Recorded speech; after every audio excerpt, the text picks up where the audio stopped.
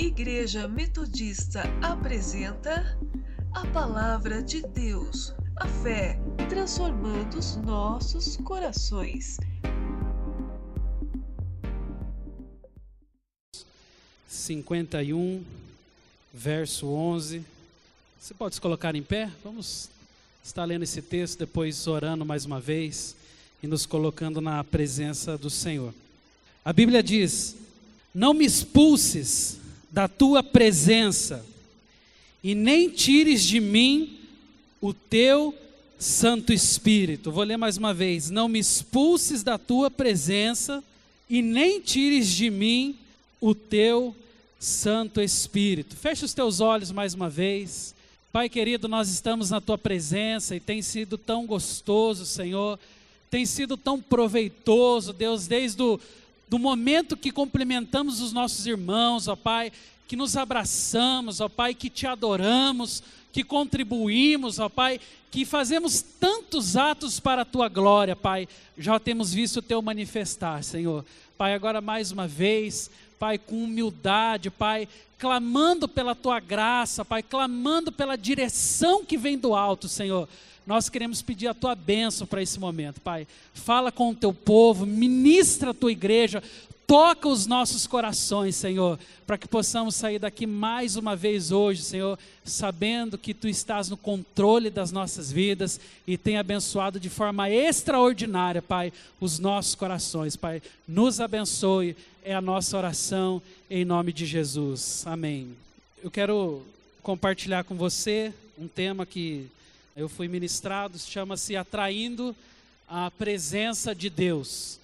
E eu queria compartilhar com vocês a ministração de hoje. Eu tirei desse livro, um livro conhecido talvez por alguns de vocês, chamado Chaves da Relevância, um livro do pastor Danilo Figueira, que é um pastor da comunidade de Ribeirão Preto. E eu fui tremendamente abençoado pela leitura desse livro, né? Eu quero até testemunhar como é que foi que eu concluí a leitura desse livro, né? Assim como muitos outros livros, às vezes a gente começa a ler, vai até o 3º, 4º capítulo, começa a ler outro. Eu, infelizmente, tenho esse hábito e muitas vezes acabo não terminando algum livro. Mas esse, de alguma forma, era um livro que eu queria terminar, porém não tinha conseguido encontrar o momento certo, não tinha conseguido separar o tempo adequado para poder terminar a leitura desse livro. E na semana passada, eu fui acometido por algo que eu acho, né, não tenho tanta certeza, mas eu acho que era uma virose, né? A Esther até falou que hoje em dia está tão na moda você falar que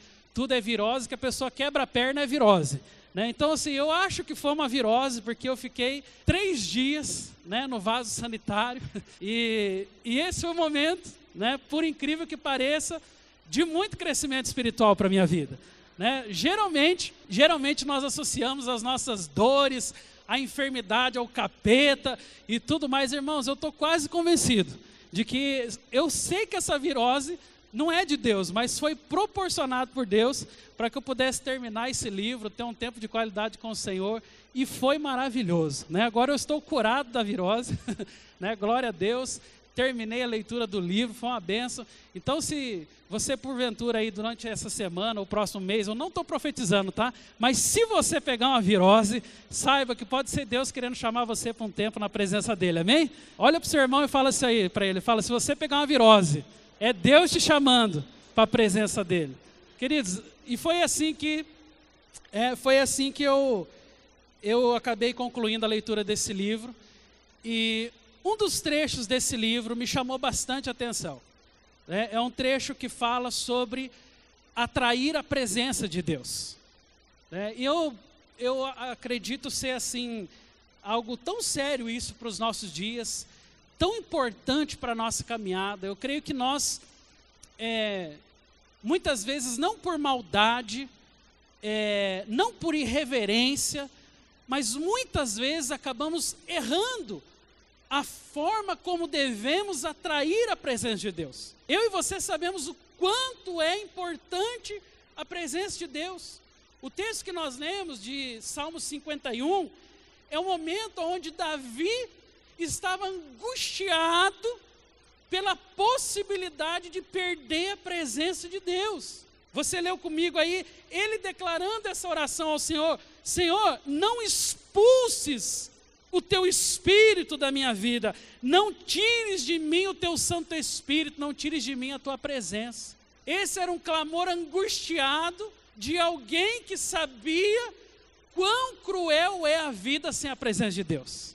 De alguém que sabia que nenhum reinado, nenhum ministério, nenhuma família, ninguém resiste e prevalece sem a presença de Deus.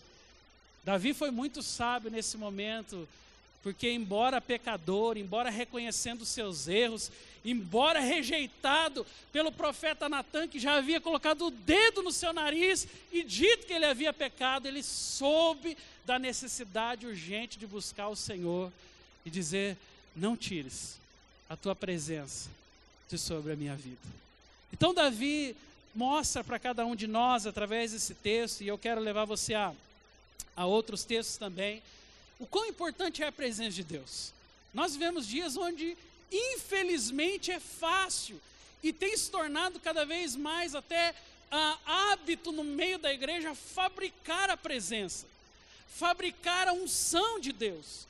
Sabe, quantos de nós, o pastor Édrio abriu o culto falando de algo que é comum na vida da igreja. Nós estamos acostumados a ler a canção, né? A canção se torna às vezes um ritual, de uma forma que nós não percebemos às vezes a letra, a importância do que está sendo dito, do que está sendo cantado, e isso muitas vezes é parte da nossa fabricação, da unção e da presença de Deus. O que nos leva muitas vezes à falsa ideia, como bem disse o pastor Édrio aqui, de que se eu fui no culto, já está resolvido. Se eu estive na igreja, eu já estou com a presença de Deus, mas na verdade não. A presença de Deus é muito mais do que vir ao culto. A presença de Deus é muito mais do que cantar o hino. A presença de Deus é muito mais do que falar belas palavras ao Senhor. E hoje, diga-se de passagem, nós nos tornamos experts, né, em cultos, em apresentações, né, em momentos onde somos levados à adoração. Porém, corremos um risco terrível, que é o risco e a possibilidade de começarmos a fabricar a unção, a fabricar a presença de Deus, de uma forma que desagrada o Senhor. Então, atrair a presença de Deus não é de qualquer jeito. Eu e você precisamos entender que existe um caminho, existe uma forma, que Deus preparou ambiente para que a presença dEle fosse manifesta. Mas muitas vezes por falta de sabedoria, por falta de orientação, muitas vezes por ignorância da nossa parte, nós tendemos a produzir a presença e muitas vezes fazer o oposto daquilo que é a vontade de Deus. Por isso eu queria compartilhar com você um momento da história onde Davi resolve se colocar na presença de Deus, onde Davi resolve resgatar a presença de Deus em Israel. Deixa eu só situar você um pouquinho aqui na história, para você poder, junto comigo, entender um pouco melhor do que a palavra de Deus quer nos dizer nessa noite. Todos estão aqui lembrados da Arca da Aliança? Levante sua mão. A Arca da Aliança foi um objeto sagrado que simbolizou a presença de Deus por muitos e muitos anos. E a Arca da Aliança, ela foi feita em um ambiente de muita seriedade. Você pode ver a construção da Arca da Aliança lá no livro de Êxodo, com mais calma depois, mas nós percebemos na leitura do texto que há muitos detalhes, aliás, detalhes muito ricos, que fazem com que esse objeto se torne uma referência para o povo de Deus daquela geração. E é interessante você, que lembra um pouco da história, saber que no meio de tantas guerras, de tantas lutas, aquela que era o símbolo da presença de Deus, ou seja, a Arca da Aliança, um dia se perdeu. E um povo chamado povo dos filisteus, exército dos filisteus, ficou de posse dessa arca durante algum tempo.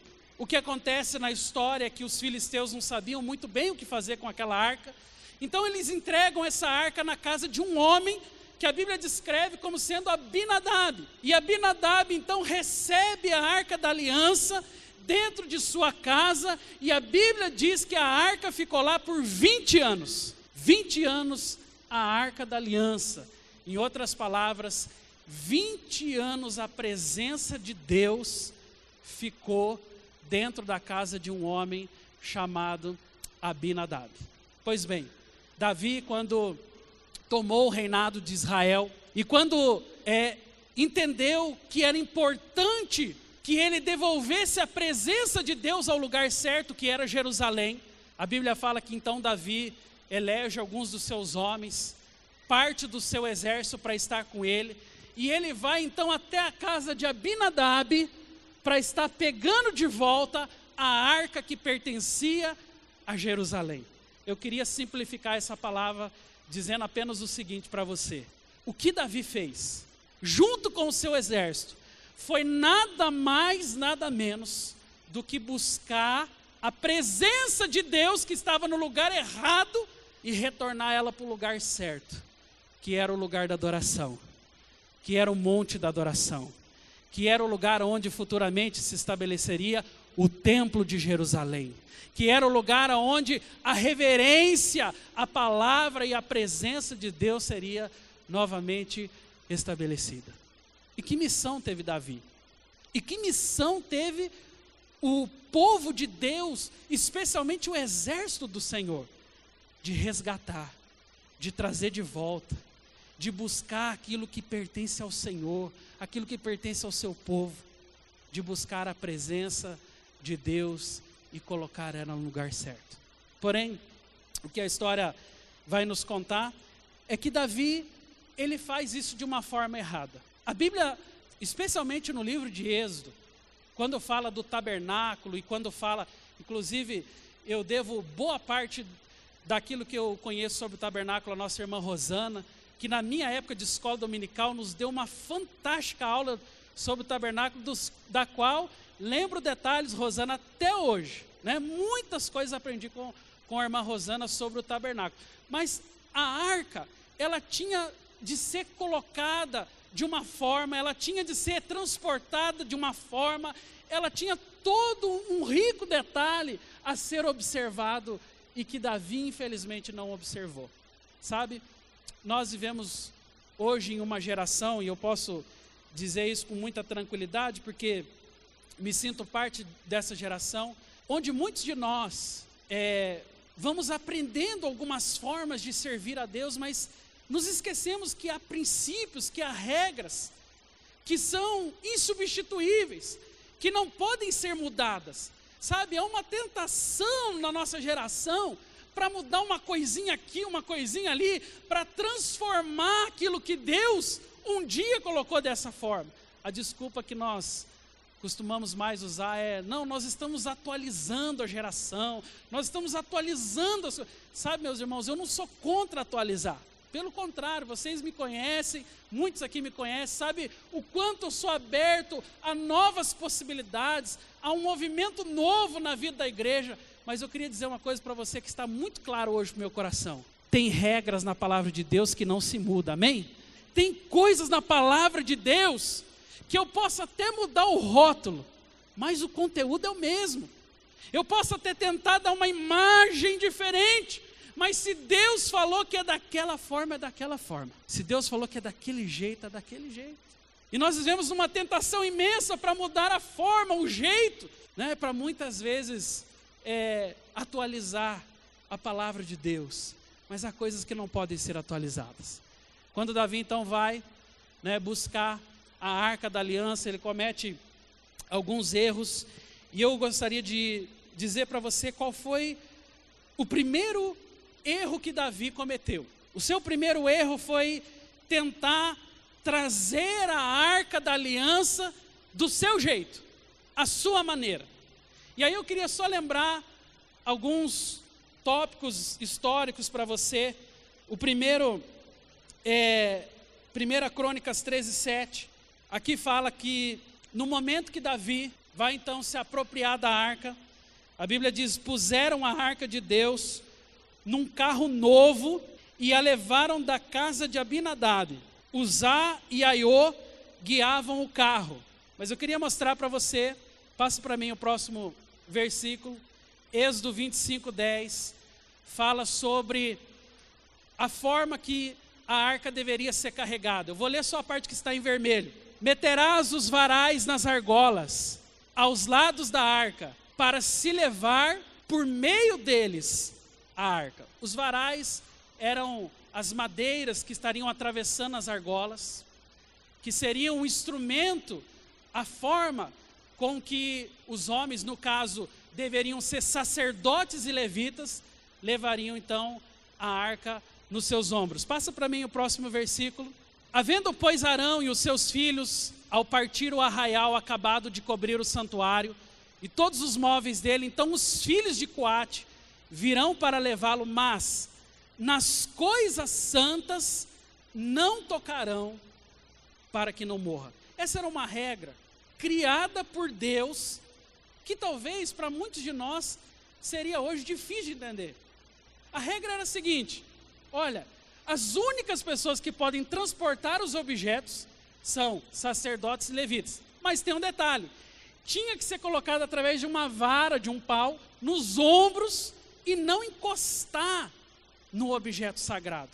A palavra era muito clara: quem encostar, quem tocar, o que vai acontecer que diz ali? Parece confuso isso para mim e para você nesse momento. Passa o próximo versículo. Mas aos coatitas Moisés não deu nada, pois eles deveriam carregar, aonde que está escrito ali, meus irmãos? Nos ombros, os objetos sagrados pelos quais eram responsáveis. Eu queria que o nosso irmão lá do Data Show voltasse 3 versículos para trás. Olha a forma com que Davi transportou a arca da aliança. Puseram a arca de Deus num carro novo e a levaram da casa de Abinadab, e Uzá e Aiô, e guiavam então o carro. Sabe o que Davi pensou? E que, confesso para vocês, possivelmente nós pensaríamos também. Ele pensou o seguinte: gente, não faz sentido esse negócio de carregar a arca nos ombros. Não faz sentido esse negócio de você colocar o varão entre as argolas e pegar só o sacerdote, só o levita para transportar a arca. Nós vivemos uma geração onde já temos carros de boi, e carros de boi de primeira linha. Então, Davi estava sendo tentado naquele momento a atualizar a ordem de Deus. Porque olha, não é preciso tudo isso. Nós temos carros muito bons. E aí a Bíblia fala que ele pegou um carro novo. Não foi só um carro. Ele pegou um carro novo. E ele colocou a arca da aliança.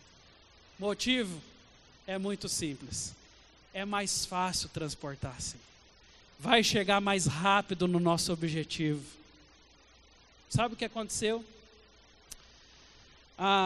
A palavra de Deus, ela nos diz que no meio do caminho, né, não precisa passar esse momento agora, no meio do caminho, Uzá, que era o filho de Abinadab, que estava ajudando naquele momento Davi e os seus guerreiros a transportar a arca de volta para Jerusalém, ele percebeu que um dos bois tropeçou em uma pedra, e mais do que rapidamente, ele correu para colocar a mão sobre a arca, a fim de que a arca não caísse no chão. Sabe o que a Bíblia diz sobre Uzá? Que ele morreu na mesma hora, porque a ordem do Senhor, lá no início, era: não tocarás no objeto sagrado. Eu sei que isso parece difícil de entender para mim e para você, porque afinal de contas, aquele homem estava com uma boa intenção. Ele podia muito bem, se vivesse, alegar para Davi: mas tudo que eu quis fazer era apenas segurar a arca. Mas ao segurar a arca, a Bíblia diz que Uzá, ele morreu. E é interessante porque o nome de Uzá ele deriva de uma palavra que significa força. E é muito interessante você entender que Davi chamou para ser seu parceiro nesse momento alguém que tinha o nome de força, ou seja, vamos usar a força para trazer a presença de Deus a Jerusalém. Quantos estão entendendo onde eu quero chegar com essa palavra? Né? A força era a forma com que Davi usaria para poder chegar a Jerusalém. Sabe, meus irmãos, isso aqui tem muito a ver com um momento que talvez nós estamos vivendo, onde muitos de nós somos às vezes estimulados de forma equivocada a trazer a presença de Deus à força. A Bíblia diz lá em Zacarias, capítulo 4, verso 6, um texto muito conhecido de todos nós: não é por força, nem por violência, mas é o quê? É o quê, meus irmãos? É pelo Espírito. A Bíblia é muito clara dizendo, olha, a presença de Deus não vem por força, não vem por violência, mas vem pelo Espírito. Aqueles homens estavam sendo tentados a usar da sua força para trazer de volta a Shekinah de Deus, para trazer a presença de Deus para aquele lugar. E sabe, meus irmãos, quando Uzá então coloca as suas mãos na Arca da Aliança e morre, é o mesmo do que dizer que Deus estava batendo a mesa e dizendo: se vocês querem a minha presença, tem que ser do meu jeito, tem que ser da minha forma, não é do jeito de vocês, não é do jeito que vocês acham que é, não é fabricando a minha presença, não é fabricando a unção, não, é do meu jeito. Sabe, muitos de nós vamos passar por essa tentação de trazer a presença de Deus à força, de trazer a arca, a força para o lugar onde nós gostaríamos que ela estivesse. Mas é muito claro para nós, e deveria estar muito claro para os nossos corações, que não é por força, não é por violência, mas é pelo Espírito do Senhor. Muitas pessoas hoje estão fazendo a opção de usar, buscando um evangelho light, né? Um evangelho sem peso nos ombros, sem princípios, sem sacrifício. As pessoas, de maneira geral, querem a presença de Deus, mas não querem o preço para trazê-la de volta. Muita gente quer ver Deus se manifestando na sua vida, muita gente quer ver Deus se manifestando na sua casa, mas não quer pagar um preço por isso. Davi teria todos os benefícios de ter a presença de Deus novamente em Jerusalém, mas para isso ele tinha que ter carregado nos ombros. Para isso ele tinha que ter lembrado das ordens e da maneira com que Deus trabalha. O problema de muitos de nós é que nós queremos converter Deus aos nossos desejos, queremos converter Deus aos nossos sonhos, queremos converter Deus aos nossos projetos, e por isso muitas vezes vamos acabar como Uzá.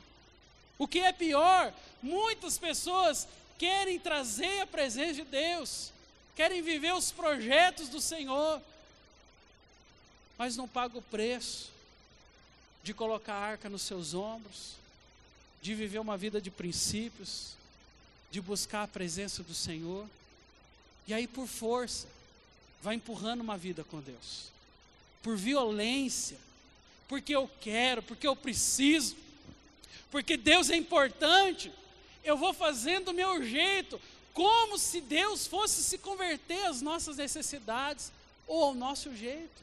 Se você caminha com o Senhor há um tempo significativo, talvez você já tenha aprendido algo que é muito comum do nosso Deus. As coisas têm que ser do jeito dele. Eu sei que isso é um pouco difícil para a nossa geração. A nossa geração está acostumada a bater o pé. A nossa geração está acostumada a fazer birra. A nossa geração está acostumada a dizer: não, não é assim, vai ser do meu jeito. Mas, meus irmãos, como eu disse para você, se você anda com Deus há um tempo significativo e tem uma experiência com Ele,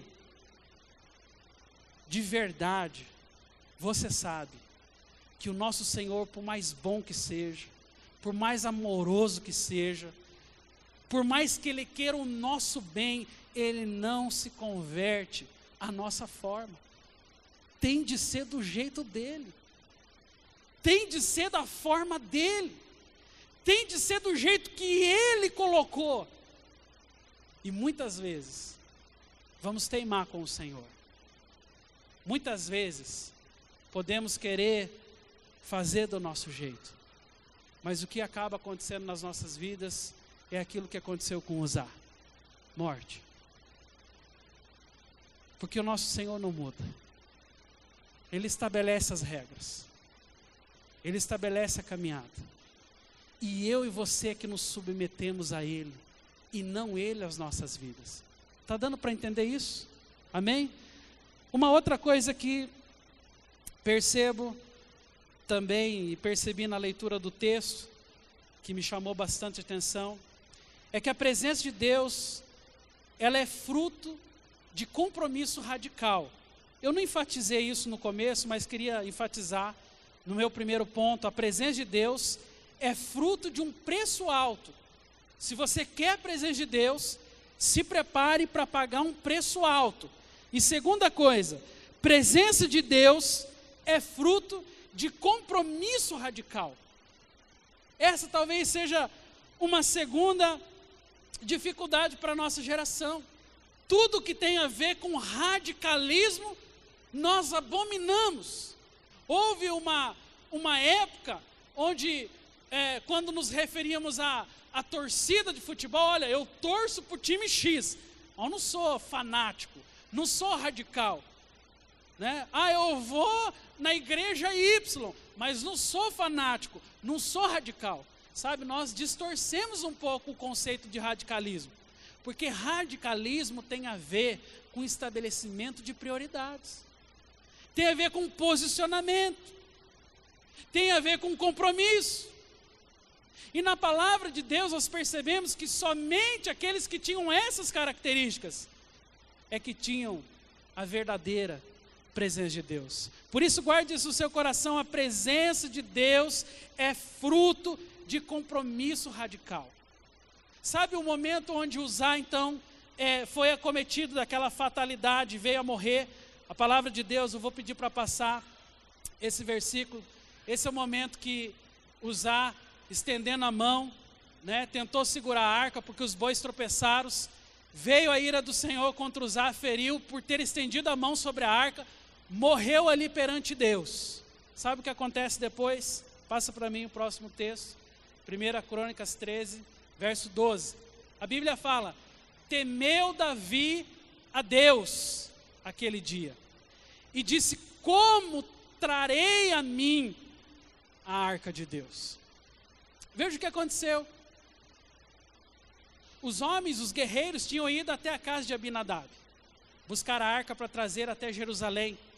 No meio do caminho, então, os bois tropeçam, Uzá, ao tocar a arca, morre, e Davi é tomado agora de um susto terrível.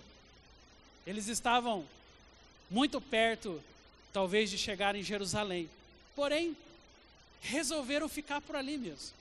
O motivo, a palavra de Deus descreve: medo por parte de Davi. Davi temeu. Davi começou a pensar aquilo que eu e você pensaríamos, o óbvio. Meu Deus, se esse cara tocou a arca e morreu, eu é que não vou ficar perto dessa arca. É óbvio ou não é? Davi começou a perceber: se eu levar essa arca comigo, e porventura mais um boi tropeçar, eu vou começar a perder os meus homens. Porque todo mundo vai querer segurar a arca, e ao segurar a arca automaticamente vão morrer. A Bíblia diz que Davi regressa para Jerusalém. E lá em Jerusalém ele passa cerca de 3 meses. Só que antes de sair para Jerusalém, Davi não podia deixar a arca no meio da rua. Davi tinha que achar uma pessoa disposta a colocar, eu vou colocar entre aspas aqui para que você possa me entender melhor, né? Aquela arma dentro da sua casa. Quem estaria disposto a isso? Quem estaria disposto a colocar um objeto que matou um homem, porque alguém encostou nele, dentro da sua casa? A minha pergunta é, você colocaria? Você colocaria a arca da aliança, que se tocasse nela morre, dentro da sala da sua casa? Agora eu pergunto, você que tem crianças em casa, já imaginou os teus filhos correndo e eles tocam a arca da aliança? Mas houve um homem corajoso, radical, temente a Deus, mas muito valente, que foi o único que abriu a porta da sua casa e falou: Davi, meu rei, olha, eu sei que ninguém aqui vai querer colocar a arca nas suas casas, mas eu estou abrindo a porta da minha casa, pode ficar na minha casa. Eu imagino que Davi tenha pensado: quem é esse cara? Quem ele pensa que ele é? O nome desse homem? Obed-edom. A Bíblia fala que Obed-edom trouxe a arca da aliança para dentro do seu lar. E é muito interessante você fazer um pouquinho da leitura de quem era Obed-edom. Obed-edom, e o seu próprio nome já diz consagrado a Edom, que era o povo edomita, né? O povo, uma geração amaldiçoada por Deus, né? Era uma geração que desagradou o Senhor.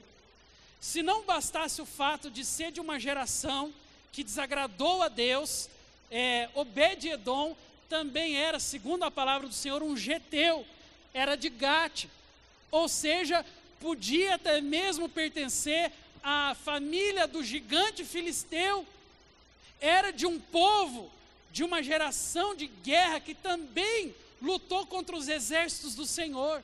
Ou seja, meus irmãos, olhando o currículo desse camarada, olhando para aquilo que ele representava biblicamente, tinha tudo para dar errado, mas foi o único homem que resolveu abrir a porta da sua casa. Foi a única pessoa que entendeu ser motivo de bênção receber a arca da aliança dentro do seu lar. E sabe o que aconteceu? A palavra de Deus vai nos mostrar, 1 Crônicas capítulo 13, verso de número 14. E assim ficou a arca de Deus com a família de Obed-edom por 3 meses em sua casa. E o Senhor abençoou a casa de Obed-edom e tudo o que ele tinha. Amém? Olha só que coisa linda. Aquele homem se arriscou, foi um radical. Para muitos de nós seria um teimoso. Para muitos de nós seria alguém disposto a sacrificar a sua própria família. Mas ele abriu a porta do seu lar. E na sua casa foi habitar ao longo de 3 meses a presença de Deus. O resultado disso, a Bíblia fala: e o Senhor abençoou a casa de Obed-edom e tudo quanto ele tinha. Olha que coisa maravilhosa. Obed-edom, ele resolve mostrar para aquela geração, ele resolve dar uma lição, né, de obediência, uma lição talvez ali de compromisso, uma lição de reverência para com as coisas do Senhor. Ele não estava disposto a deixar a presença de Deus na rua, de qualquer jeito. Ele abre a porta da sua casa, e a presença de Deus vai habitar lá ao longo de 3 meses. Sabe, é tão importante fazer esse trajeto. Nós estamos acostumados a pensar a presença de Deus, a viver a presença de Deus nos templos sagrados. Isso é bom, isso é maravilhoso. Isso tem acontecido de forma extraordinária na nossa geração. Mas a presença de Deus não foi feita só para ficar nos templos. A presença de Deus pode também abençoar as nossas casas, amém? É tão gostoso.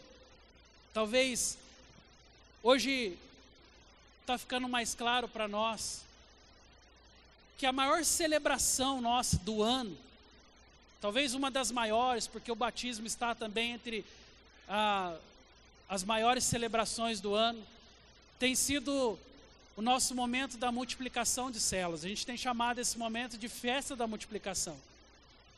Sabe, meus irmãos, todas as vezes que eu presenciei, não só aqui, mas nas igrejas que eu participei também, momentos de multiplicação, onde pessoas comuns, que não são pastores, que talvez não tenham estudado teologia, não tenham estudado tanto nas suas vidas, mas resolveram abrir a porta das suas casas para poder estabelecer a presença de Deus. Eu fico maravilhado. Sabe, eu penso que coragem. Sabe, eu penso que ousadia da parte dessa pessoa. Porque para mim que sou pastor, que entre aspas ganho para ser pastor, ter uma célula na minha casa, para muitos pode parecer, nada mais é do que obrigação. Mas para você, sabe, por isso que eu vejo como um ato de coragem, como um ato de ousadia, assim como Obed-Edom, que era uma pessoa que talvez muitos não acreditavam e falavam, não, mas ele não é um sacerdote, ele não é um levita, ele não é uma pessoa da classe religiosa, mas mesmo não sendo tudo aquilo que todos achavam, Obed-Edom era uma pessoa disponível a Deus. Obed-Edom era alguém desapegado aos seus bens materiais de uma forma que ele conseguiu centralizar a arca da aliança na sua casa. Muitos de vocês têm feito isso com muita alegria. Hoje nós participamos de uma confraternização de algumas células da nossa igreja, e foi tão bonito ver ali, eles passaram um vídeo do ano, dos momentos, colocaram fotos, sabe, eu fiquei imaginando quantas ministrações, quanto tempo gasto, quantas vezes esses irmãos e irmãs abriram mão do seu conforto, quantas vezes esses irmãos desligaram a televisão da sua casa e disseram, hoje a presença de Deus vai se manifestar aqui.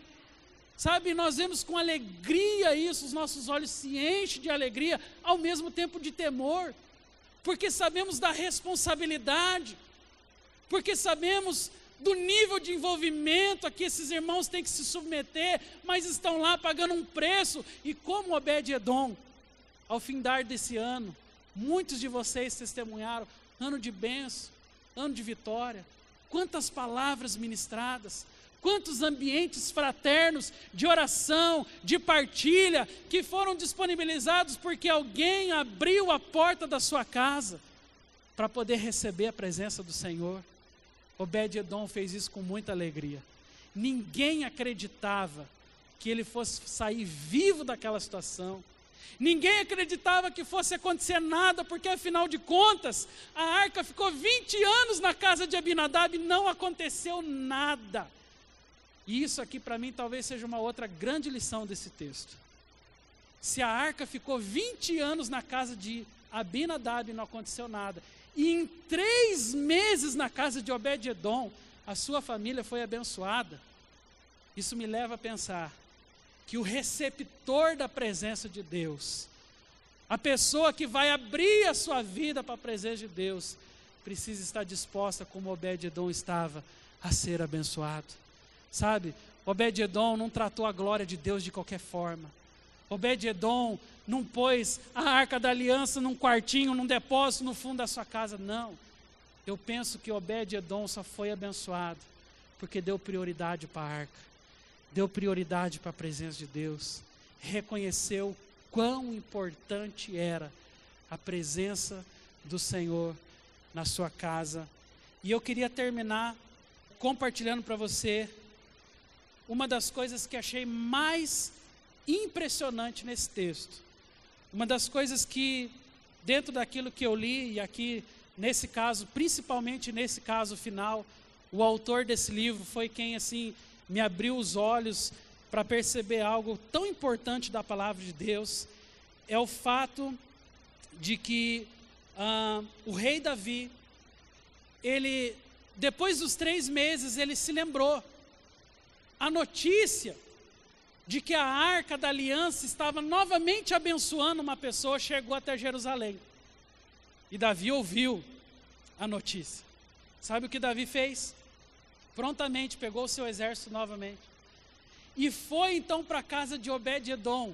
Motivo: ele queria então levar agora, da maneira correta, a arca, colocando sobre os ombros e transportando ela para o lugar de onde ela não deveria ter saído, para o lugar da adoração.